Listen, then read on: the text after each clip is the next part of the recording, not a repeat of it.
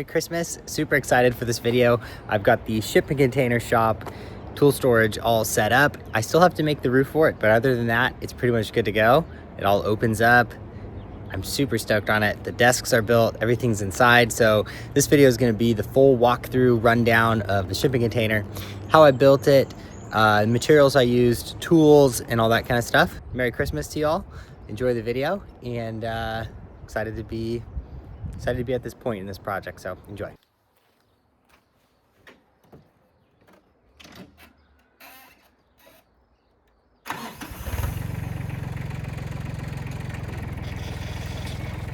All right, let's get into this. So first things first, I needed to make some space for the concrete at my house. And even though this may seem like a small step, it was a huge part of this project because we bought this house about 2 years ago, and no garage and very funny property lines. So the house is actually super close to the front of the property line. The property itself is almost 3 acres, but the house is placed right up to the edge of the property line. And it's got a funky property line too. It runs kind of a diagonal across this flat area. So that fence that you're looking at right there is actually the edge of the front of the property line. It goes at a diagonal kind of to where I made that dirt pile. So we really don't have much space in the front of the house, and that's one of the reasons why I didn't do something different, like a pole barn or a bigger shop, or really change the whole landscape of the front of the driveway, because it's not technically our property, it's an easement. So luckily our neighbor is extremely kind and totally let us do whatever we wanted in the front of the house. But still, the reason why I went with the slab in a shipping container, that was part of it, is just we don't really have any other flat areas and we don't really have the property line. So all right, so this is exciting too. This was selecting the shipping container and getting it delivered. We have a really steep pitch driveway, so I actually had to use some match tracks and just random bits of wood to be able to get the trailer to be able to clear that entry angle. I gotta fix that one day, but pretty funny watching that guy deliver that. Very impressive driving. He had to put it in 4-wheel drive eventually to get that thing up on the slab. But I found this single trip shipping container not far from the house at a shipping container supplier. $4,600 delivered, including tax, was a deal they were running at the time, and I think that's a pretty fair price based on what I've heard. You can find them cheaper sometimes, they're more expensive sometimes. They're kind of a commodity, so they go up and down in price, but I was really happy with this one. Super easy, delivered to the house, looked great. I'm gonna make this whole side of the container open up like this, with awning on it, so I can work inside. I'm gonna make this side open up either like a barn door or up to the side. Have all my tool storage in there and electrical and lights and everything. So I'll just have basically a little garage shop with all my tools ready to go to be able to build the flatbed, all that kind of stuff. So this should be a super fun project. I'm gonna show you some of the stuff that I'm gonna use to do this. I'm gonna be using my welder. This is a Forney welder that's multi-process, MIG, stick, TIG. This is what I use to build everything. It's my only welder I've ever had. I've built the whole flatbed for that Tacoma using that welder, so we're gonna keep using that welder. I'm gonna use this old construction saw. This is a skill saw, but it's a worm drive skill saw. Very powerful, and I'm gonna be using a Diablo Steel Demon metal cutting blade. These work super well. They're about 35 bucks, and they will cut through all this tubular steel really cleanly, really quickly. They don't last a super long time, but I think one new blade should last enough to cut one side out and cut this steel.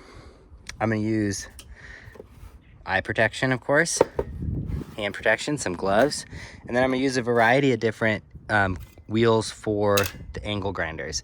You don't need to have 3 angle grinders, but I've collected them over the last couple of years, and it's really nice to have one of each cutting implement on each one. Saves a lot of time. So this will be the primary one. This is called an abrasion cutoff disc, or just a cutoff wheel, and these will cut through just about anything. As it cuts, you start wearing down the blade, and they get smaller and smaller, and then you got to change them out, but they last a pretty good amount of time. This is a grinding wheel. This is what you want to use to like remove high spots, maybe a weld or something like that. This is gonna sand away, grind away stuff. This is another option for that. This is called a flap disc. It's almost like a bunch of pieces of sandpaper all together. And these work super well for adding a bevel, adding a little edge on either side before you weld it, or just smoothing down stuff, removing a lot of material. Those work super well. So I'm gonna be using all 3 of these on this project as well. I've got a huge bucket of them. This is the hinge that I'm gonna use for the doors of the container. So remember how I said this whole side of the container is gonna open up? I'm gonna use probably 6 of these $44 hinges that can hold 700 pounds a piece. And those are gonna go along the top, spaced out, and that is what is going to hinge the door. At least that's what I'm going to use in the beginning here to get started. And I'm going to tackle making this door first, since it's a lot smaller, and we'll see how these work on it. First things first, I need to do some cutting. I'm going to use this 2" by 3" tubular steel that's 1/8 inch thick, and I'm going to cut basically a beam, a ledger beam, to go across from here over there. That's gonna hold my hinges for the door. I'm gonna cut this off like this, and also give this a little bit more stability for when I remove almost this entire wall. I don't know if that's necessary for a shipping container, but since I'm gonna make this whole wall open up and this whole wall open up, I don't want there to be any twisting of the box, and welding that 3x2 kind of ledger beam across should help reduce that if it was to happen. So that's my plan. I think this is gonna be fun. Let's get started. All right, so adding that header above where I'm gonna cut out the door, 2 by 3" 1/8 wall steel tubing. And I think, you know, if you wanted to spend more money, you could go 1/4 inch, or you could go even above that. But the 1/8 wall seemed to work, fits right in there pretty nicely, and just a little bit more strength so that the container doesn't deform at all when I remove this wall.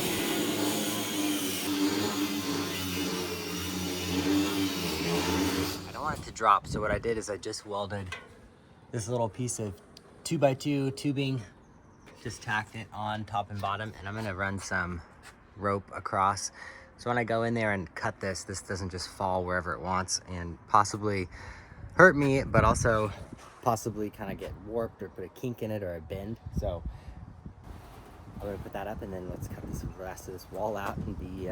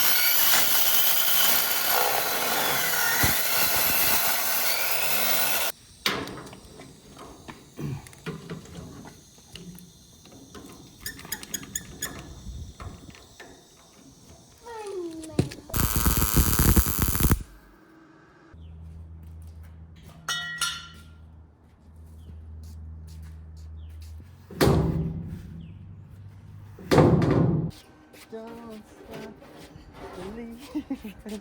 Hurry up. Okay, hey, lock up your arms out.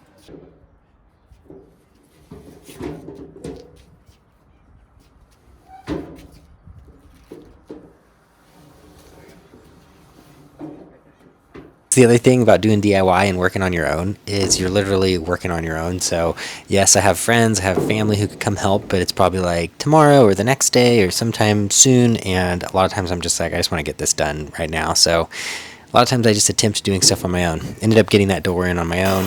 And then this is me cutting out the side. I was going to cut the whole thing out, and it was really stressing me out how I was going to do this. I ended up cutting it in 2 sections, which made it way more manageable because I could move each section by myself by just dragging it. I'd say they're probably about 180 pounds each. And then made it a lot more easy to like move around in the driveway. This part was really difficult, cutting the sheet out into a large rectangle that didn't have much variation so that I could put the frame on the outside of it. That was probably one of the hardest parts of the whole project, and I didn't get it perfect. I ended up having to use some caulking in areas because I had kind of cut this a little bit wobbly, and the frame didn't match up perfectly. So that was probably one of the more difficult parts, was trying to cut that flat. Used the winch off the back of the truck up to a factor 55 rope pulley and hooked that up to, where is it? Oh, right there. Little hook I welded on from the container, and lift this into place.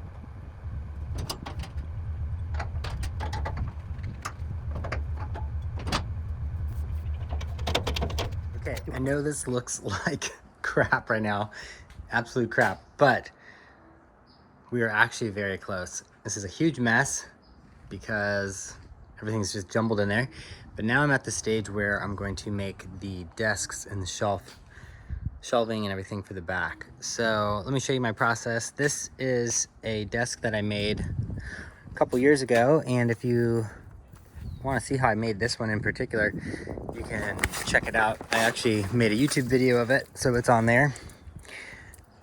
Computer desk build. I'm actually gonna reuse this.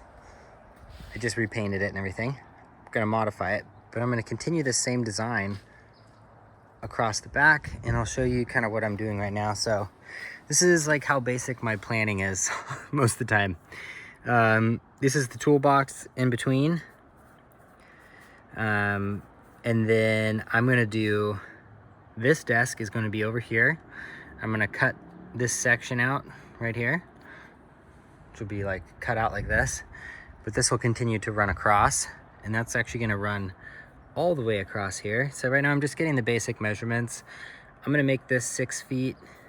I'm gonna make this one 6 feet just to make it really simple. It's gonna give me a couple inches of play on either side, and then the middle toolbox is 84 inches, so that's about 7 feet.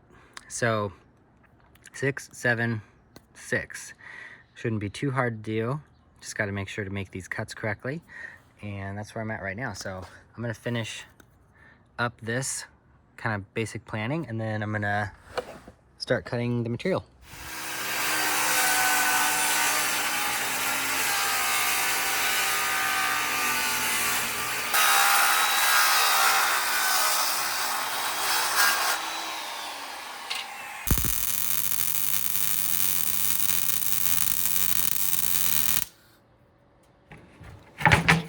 So this desk is made from 1 by 2 inch 16th wall rectangle tubing and 3/4 inch by 3/4 inch 16th wall rectangle tubing as well.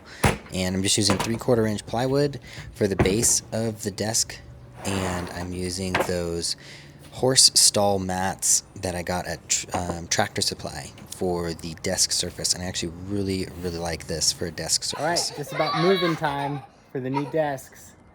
Girls, isn't this exciting? Yeah! Okay, so you can kind of look at it now before, I mean, I still have a lot to go, but it's cleaned out. It's pretty much empty.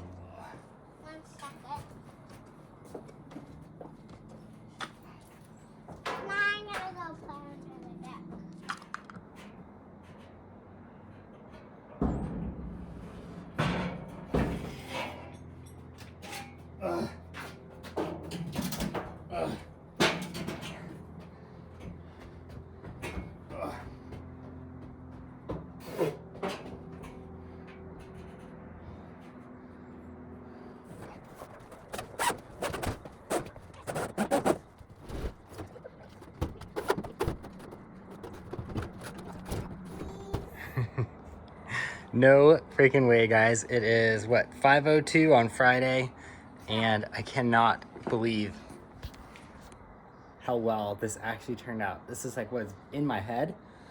I know it's not done, but I just test fit it, and it's like better than I thought it would come out. It's so hard, at least for me, to make something that large and actually have it fit like square and fit around another object.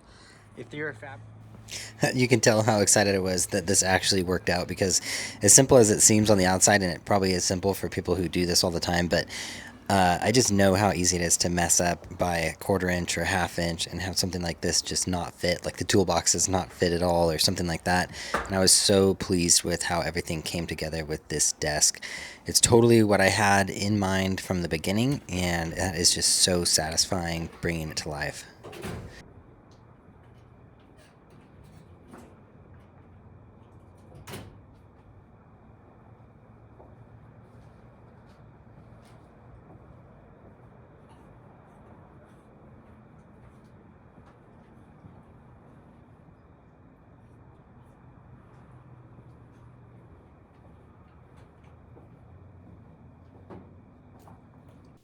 All right, started painting it. This was just like a test to see if it would work, or how hard it would be to do it with a roller. The roller did super well. If you're considering a roller, it's very easy. I bought a paint sprayer now for the inside corners and stuff. So this is a little kind of a light duty electric plug-in paint sprayer from Harbor Freight. It's about 80 bucks, I think, after tax. And you have to thin out the paint a little bit with water for it to work. So I didn't want to do the entire thing, but I think it's going to be perfect for like touching up in here, but mainly inside here, like all this type of stuff, where rolling it would be a little trickier to get in the corners and stuff, and just be able to spray all this where and up here and stuff, and then touch up around the outside on the doors where like all the locking mechanisms are and everything. So that is what I'm going to set up right now. I'm going to spray this first with spray paint metal primer, and then I'm going to try out that sprayer on this section out here and see how it does. All right, so painting the container, this was also something I think I spent too much time thinking about, how I was going to do it, if it was going to be difficult, all that kind of stuff. And really, in the end, I just went to the store, paint matched the paint from my house, rolled it on the front, which was very simple and went by really quickly. It took me probably 30 minutes on the front of the container. And then I used this paint sprayer from Harbor Freight, which also worked super well. I will say that with the paint sprayer that you saw me using there, you do need to mix the paint correctly, as far as like thinning it out with water. And when I did the inside, I think I made it a little too thin, and it ran pretty well. But the outside worked perfectly. I think this paint sprayer is worth the $70. All right, finally all done with the basics of the container. Painted inside, built out the desks, got the flooring painted outside, made the doors, put them on hinges, and I did the lifts. And I realized I didn't really film fabricating these supports for these lifts, and that's mainly because I did it as like a test. I originally put one in the corner, and I was like, I wonder if this would work, and I just kind of put some things together. And I was going to originally use electronic actuators instead of these pneumatic ram jacks from Harbor Freight, but that opportunity kind of fell through. The electronic lifts didn't end up working out, so I ended up doubling down and using these hydraulic jacks, and they worked really well.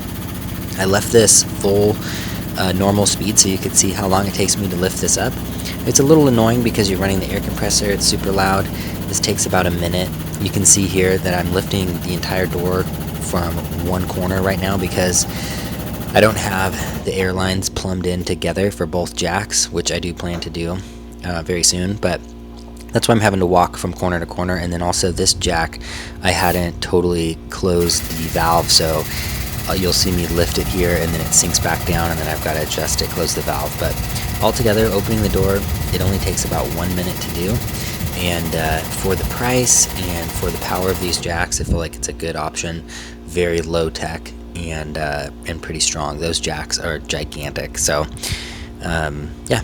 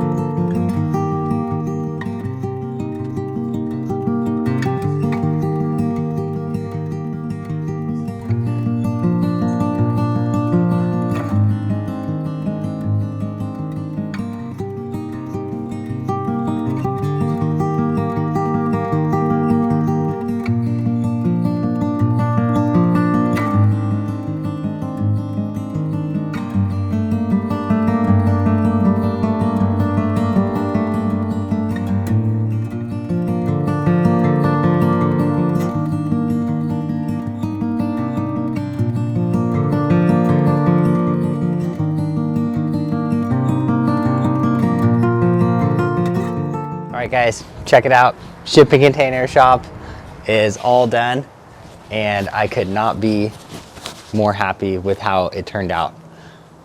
For a shipping container, which basically just a shoebox, to be feeling this open and this big, I'm so stoked.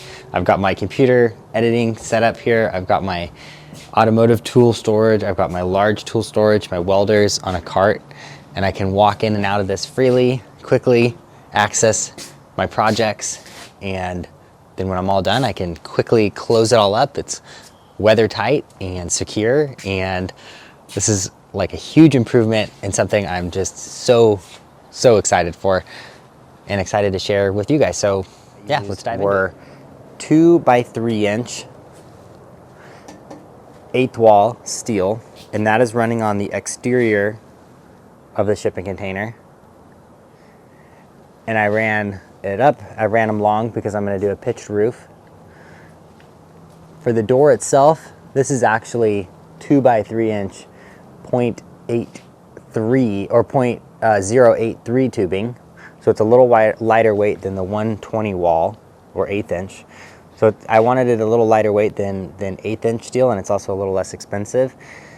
It does bow in the middle. The door is bowed a little bit like this, which is less than ideal. So I might do some type of truss to keep it nice and rigid.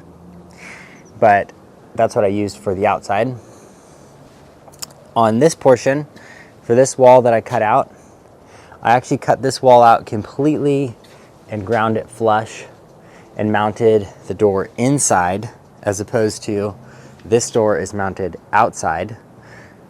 Mounting the door inside is much harder because you have to cut completely through the weld, and that is so thick. It's so hard to do. It really sucks. But for the smaller door, it's easier to do than the big door. This is 8th wall tubing, 2 by 3, and that's welded in. That's what I'm using to hang the door. This is 2 by 2 8th wall steel. This little brace is 2 by 3 leftover 0.083 tubing.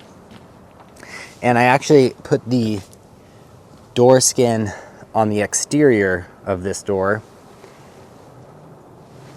for 2 reasons. One is a lot easier than cutting a perfectly rectangle sheet of that steel that's like wavy to frame around it. And 2, I thought, okay, I can get 2 things done. I can make it a lot quicker, but also gives natural ventilation to the shipping container. And I have those covered up, and I'm gonna add like steel chicken wire or something so rodents and bugs can't get in. But it's a nice like natural lot of air flow for now, and I can always change it later. Okay, let's look at the hinges that I used. And I think I have footage of this somewhere, but they are 700-pound rated ball bearing hinges. And I got these from my local welding supply, but each one of these is rated at 700 pounds. I have 1, 2 on here. I have 4 on the large door. And I've got those equally spaced. 1, 2, 3, 4. I'm estimating that that door weighs about 500 pounds. I was able to move the 2 interior sections all by myself and weld them in. I was able to move the outside steel structure all by myself. I think the steel pieces might have been like 180, 200 pounds. It's really hard to tell on an awkwardly shaped item that you're trying to pick up how heavy it is, but pretty heavy, but not unmanageable. So I'm thinking this door is like 500 pounds max. I'm lifting it with 8-ton jacks from, yes, Harbor Freight. I know you're freaking out because you're lifting something over your head that's from Harbor Freight. I have the same feelings. However, I do plan to do a mechanical safety on it, and I am going to redo the mounting points as well with nicer, heavier duty steel that's probably laser cut, just to make it look nicer and also extra sturdy. But these actually work really well. These are the super heavy duty 8-ton long ram hydraulic jacks from Harbor Freight. For sake of simplicity, I mounted them in a trailer tongue or trailer hitch receiver because it already had this 5/8 hole, and I could just buy these really cheap, and I just cut it up Not the cheapest option because you could just buy tubing and drill a hole in it, but it was a lot quicker and I didn't have a drill bit, and drill bits are super expensive, so that's the way I went. It was just easy and it fits perfectly. Nice thing about this setup is you can close the door. You can have the door closed. You can compress the hydraulic jack completely and mount it in compressed versus like a gas strut, which is extended, and especially one that was strong enough to even get close to lifting this door, would be impossible to mount that strut with the door closed. You'd have to compress it by hand or something. It'd be very dangerous to strap it down. So you'd need to have the door open completely first. So that was like actually one of the main reasons I bought this in the first place, was to see if I could open it with that so that I could mount something else. I still might get some gas struts just to make it easier on the lifts, but that's what I'm using right now. These particular ones are about $125, and you can get them from Harbor Freight, and they come with the air compressor attachment. So that's how I'm opening it. That's how you saw I'm opening it. To let it down, I just undo the jack like you would a car jack. I undo one side like halfway, it starts to drop. I go over here, undo it, and then I go undo it a little bit more, and it comes down really, really smoothly, really easily, and feels very safe. I wish the actuation of it going up was as smooth and fast as it going down, because going down is just like so controlled and nice. But by far the hardest part of this project was cutting this opening out of the shipping container, and it took me a long time. It took me multiple days of working on it, and it also just took me a long time thinking about like, how am I going to do this? I tried an angle grinder, I tried the circular saw with a metal blade, and I was trying to cut through 100% of the weld seam. So this whole box is framed, and then they put that sheet inside and they weld it all the way around on both sides, and the weld is actually super thick, like 1/4 inch thick, and trying to cut that flush is super hard to do. At least it's super intense on your arms. It uses up a ton of abrasives, it burns through blades, and that was the hardest part. Now I would totally skip that if I was going to do this again, and let me show you why. What I ended up doing was, originally I thought I need to mount the door, this part of the door, to come in and close on this interior beam of the shipping container. This is where the wall used to be, right? And I thought I wanted it to be flush like this door, so that when it came down, it made it up perfectly with the top of the shipping container, and that would be like my ceiling area. It makes way more sense to do it the way I figured out after I cut most of it out, which was to just put the door frame and everything on the exterior. You have a perfectly smooth surface when you make your exterior frame, and then you can just cut through the thin portion, like right above the weld of just the sheet, and you can cut through that so much faster, and you don't have to worry about grinding this completely smooth if you don't want to. Aesthetically, it would look nicer, but it is so much faster. So if I was to do this again, or if you guys are going to do this, I highly suggest just cutting the whole perimeter about just above the top of that weld, and leaving that weld a bump, and you're just going to frame around it. That will save you so much time, and that's what I'm going to do if I ever do this again, is just cut right around the weld and frame the exterior. Now that it's all opened up, I absolutely love the way this looks. It turned out just like I was hoping, as far as a box could be most open and usable. So I have this door open, I have this one open, I can open the end of it there if I want. Usually I keep that shut just to kind of shut me off from the street and everything, but now I can walk through here. I'm gonna hang probably my welding masks and like protective gear up here, just so it's easily accessible and not in the way of this other stuff. But I can open this door, walk straight in. I have my large tool storage here, like gangly stuff. These bins are just on a dolly from Harbor Freight, which makes it easy to access. And then I've got like my vacuum and plasma cutter and toolboxes and stuff. And I have my welder on a cart, plasma cutter, air compressor. I can push that out of here. And I've got my toolbox and my tool bench, which I'm so stoked on. This is exactly what I was hoping for. Just a nice clean line across the top, toolboxes in the middle. This is my editing computer station, and yeah, toolboxes. I spent a ton of time trying to figure out what toolboxes to use in this, and really debated what brand to use and pricing and stuff like that. I settled on these boxes from Harbor Freight for a couple reasons. They are most affordable, and they seem really high quality. They have very highly rated reviews. A lot of people who are professionals use these as well, like Snap-on and stuff. That people are saying they've used Snap-on, they use these. These have been great. I'm not saying they're up to the same exact quality as Snap-on, but they work really well. They last a long time. They're high quality, and the price point is really good. So this is kind of funny.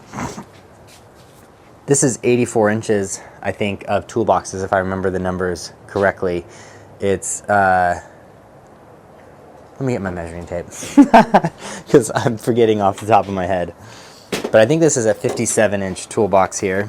They lock too, which is super nice. I think this is 27. Yeah, so 27-inch toolbox plus a 57-inch toolbox, and you end up getting 84 inches of toolbox. And I paid like 700, just over 700 for this one, and this one I think was 300 or something. After tax, both of these combined were just under $1,200, I think. And if you were to buy a toolbox that is this large, even from the same brand as one piece, it's like $1,700. So it's kind of funny that you could buy two separate toolboxes, put them together for less than buying one toolbox of the same length. And I think this is actually more useful, because when you combine the little drawer sections, you can put this on either side, and you can add and kind of build exactly what you want, however you want it. I think this is going to be more useful for me. So okay, interrupt you real quick, because this is a quick kind of just cool little shout out. I recently started kind of collaborating with Huckberry, the website for men's clothing, and I did an Instagram reel for them a couple months ago for a collaboration they did with Tacoma, like Toyota Tacoma, and their t-shirts. They made a special line of t-shirts in collaboration with Toyota, and I made a little reel about it. Well, they offered that I could shop their whole website now, and I could pick out whatever I want, and I don't have to do anything. They said just put the links in the description of your video. So I'm just going to do that, but I thought I would announce this, and I'd also just thought I'd show you one of my favorite things that I found. Again, they let me pick whatever I want, so this is not like a push from them, but this is something I've been looking for, is like a fall shirt jacket, kind of heavy duty, well-made jacket. And this one is made in America, happens to be made by their brand, Flint & Tinder. It's super nice. It's got this flannel lining. It's wax cotton, and I've been really loving it the last few months. And I'll put the link for this one specifically into the description of this video. But I thought I'd share it because I shared it on my Instagram, and a ton of people really enjoyed it, really liked it, and ended up buying it. So I thought I'd share it on here as well, and I'll put the link in the description. But this is their waxed trucker jacket, and I have been wearing it kind of non-stop for the last couple weeks since I got it. Anyways, link's right here if you want it. Back to the video. The flooring. This was a suggestion from one of my Instagram followers, and this is a horse stall floor mat, and I got this from Tractor Supply, and they are about 56 bucks normal price. I think they go on sale. They weigh 98 pounds, and they're 4 by 6 feet long, 3/4 of an inch thick. Extremely heavy duty. They're made to be put on the dirt and let horses walk on them and that kind of stuff, so you're not going to like push through with something sharp. Epic for inside the container. I'm so glad someone mentioned that. I actually used it on my computer desk as well. So I've got 3/4 of an inch plywood on the bottom, and I've got this same horse stall mat right on the top, and I really like this. For a mouse surface, it's totally workable without a mouse pad. I'll probably get a mouse pad, but it's super workable for a mouse. You can draw straight on top of it without, well, that's not even on the same material. You can draw straight on top of it without it, you know, messing up. It doesn't mess up your lines. It's not bumpy or anything like that. And you can cut right on top of it too without like scratching it or scoring it. I mean, because you're going to cut into it, but you're not going to cut through it because it's so dense. So the horse stall mats have been like a really nice component of this build that I really like. Makes the interior of the floor a lot nicer. Instead of a wood floor for a shipping container, I don't mind dropping anything. I'm not going to chip the wood. I'm not going to slip on the wood. I'm not going to cut it or anything. This is replaceable if it gets painted, all that kind of stuff. So I really like the horse stall mats. As far as a material, I'm totally going to use them again. But for the inside this build, they worked out perfectly.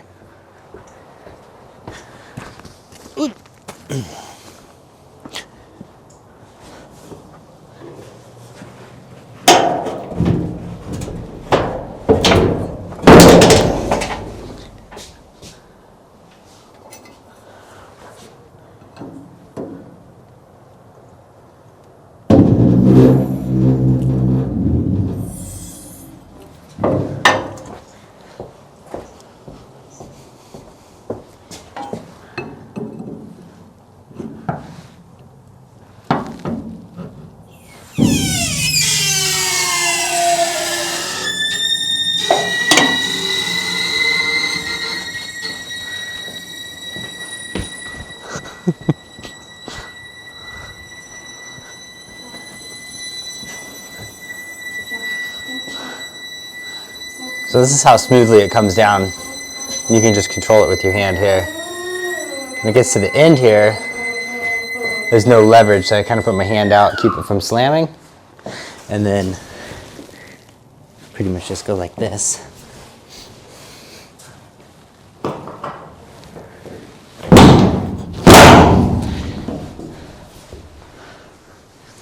And it's locked in here, it's locked on that end, and then I'll just exit from this end.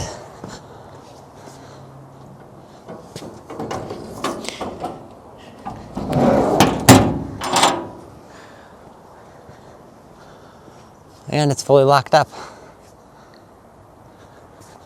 All the power right now for the lighting and everything in there is running off an extension cord. So I just unplugged the extension cord and I'm all done.